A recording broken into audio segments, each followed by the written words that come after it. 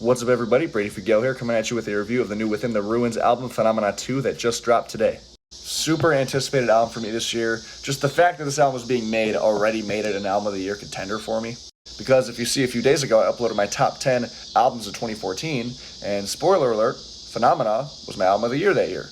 And just getting this out of the way right away, whether you like this album or not, you have to respect the balls that this band had to put this album out. I think Phenomena is an album that many fans, including myself, would consider to be this band's best. So I'm sure the band knew that they were going to be put up to some very high standards for this album. And they still said fuck it and did it anyways. And normally, I find that when a band does a part 2 to an album, it almost always isn't as good as the original, but I never really was a fan of the whole part 2 thing anyways. And I think my one exception to that is this progressive metalcore genre. Most notably from Between the Buried and Me, who have done it with multiple of their albums now. Just in general, the progressive metalcore genre is a genre that just really emphasizes storytelling. So it actually makes these albums feel like a continuation of a story, rather than doing a part 2 just to replicate the first one's success, or because you don't have any better ideas. And that is very much not the case with this album. Because what Within the Ruins have done on this album is they take their signature sound, and this is definitely a band that has a clear signature sound, and they have matured it.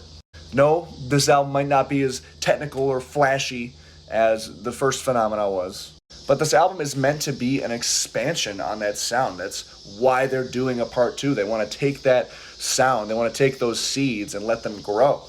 Because songs like Castle in the Sky and Corruption and Last Sun and Eater of Worlds all still maintain aspects of that original sound on that album, but just do it in a way that makes them sound more mature. In a sense that it sounds expansive and like they're doing more with it rather than just sticking to that sound the entire album, which, as a massive fan of that album, even I will admit, the album is very uniform in sound. I think one thing that might turn off some of the people who want them to just make an identical album to the first Phenomena is that this album overall is a bit less djenty, I would say, which I guess already kind of feeds off of what I said earlier about it being a little bit less technical. But that's kind of what I mean when I say that this album sounds more mature, because around that time, like, that was like the trend going on in metal, just adding these gent-like riffs into metalcore, which now is like the basis for modern metalcore. Like I said earlier, I still think Within the Ruins did it in their own way, and they definitely have a signature sound. But the songs I just mentioned take that formula and not only, in my opinion, put more of an emphasis on songwriting, but also expands upon it. Castle in the Sky just sounds so mean, yet it is actually a very emotional song. But it really goes the distance, and it actually is a pretty epic song. The melodies in the synth sections and the almost 8-bit sounding guitars in the background, that is their signature sound. They give this song a very full and again, epic sounding feeling the whole time. And The Last Sun, the second single, actually really switches it up though, because it has those somewhat avant-garde sounds that have become familiar territory for them at this point. This song places a much bigger emphasis on rhythm rather than flashy lead playing. But they do it without the gent riffs. This is what I mean by saying they matured on this album. The riffing on this song has just such like a swing to it the whole time. And those two solos with those triplet bass, double bass drums under it sound super full and epic, and kind of just are a breath of fresh air after the song does kind of maintain that swing pretty much the whole time until that point. Another example of when those pounding triplet bass drums really get to shine is the track Eater of Worlds, which any kind of like fast 6/8 or triplet driven 4/4 section kind of already has a natural swing to it, but this song has some really good examples of that as well. Especially that intro riff, which when it kicks in, it almost sounds like progressive Viking metal. But that's one of those riffs where you can't help just groove to it, you know? The song also ends on such a climactic note with those slightly exotic sounding twin guitars that lead into this stomping breakdown. Track 2, Daywalker, I would also clump into that group of songs that have matured their sound. Although, funny note on this song, I swear that synth melody that kind of weaves in and out around a third and then 2/3 of the way through the song is the same melody in the bridge of the song and the ending of the song Clockwork off of the first Phenomena. See if you can hear that. I didn't see any comments about it anywhere, but I swear it's the same melody. And a question I did have going into this record was, would they reuse any melodies or any lyrics or any parts? Which I think, if it's not done too much, would be a really cool touch to this album. And this song, if I'm right about that, is a great example of that. And vocalist Steve Tennant is, in my opinion, just a bit meaner of a vocalist than Tom was. He has some cool gutturals on this album, and this song, Daywalker, is a great example of that as well. Demon Killer is a highlight on this album for me as well. Just that pounding snare drum really drives the song forward and has another awesome sounding breakdown. I definitely think this is a song that's going to appease some of the older fans of the band. Chaos Reigns is another highlight too, just with that stomping opening riff. This is one of the catchiest songs on the entire fucking album. It almost has somewhat of a black metal feel at times with those harmonized tremolo riffs around halfway through. And A World on Fire is a great closing track that, again, is a song that will appease the hardcore fans of this band. There's some hardcore yells in the bridge and these haunting choir vocals in the background. Those choir vocals in particular give this song such like a full and dramatic and epic sound to it. I definitely think the bookend songs on this album were the two most epic songs on here, which is honestly probably how it should be.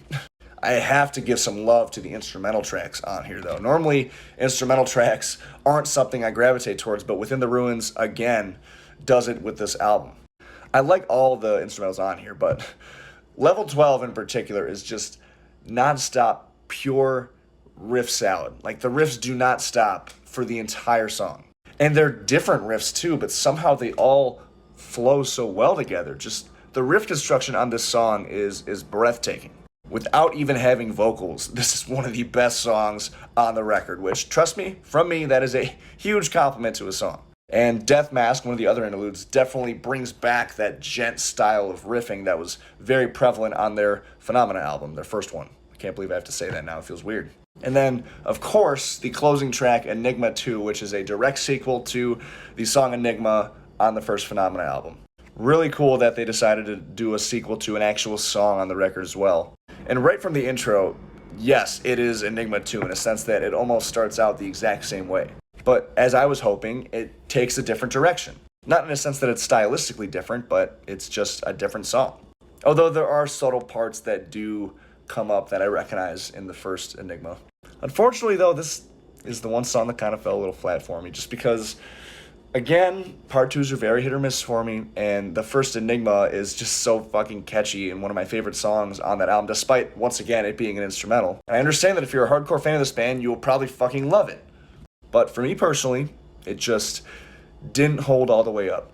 But overall, guys, this is a, no pun intended, phenomenal album.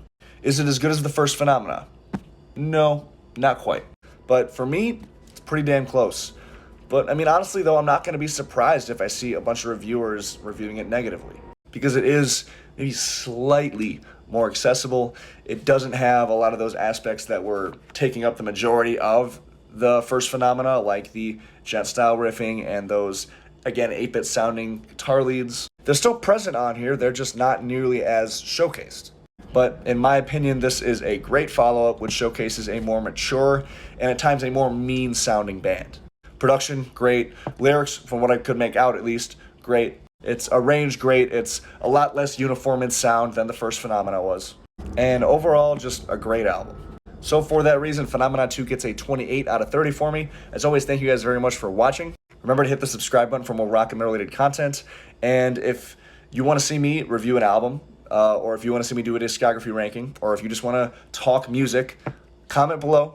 I would, of course, love to hear your guys' thoughts on this album, as I'm sure there will be lots of mixed opinions on it. And until next time, thank you again for watching, and I'll see you guys later. Peace.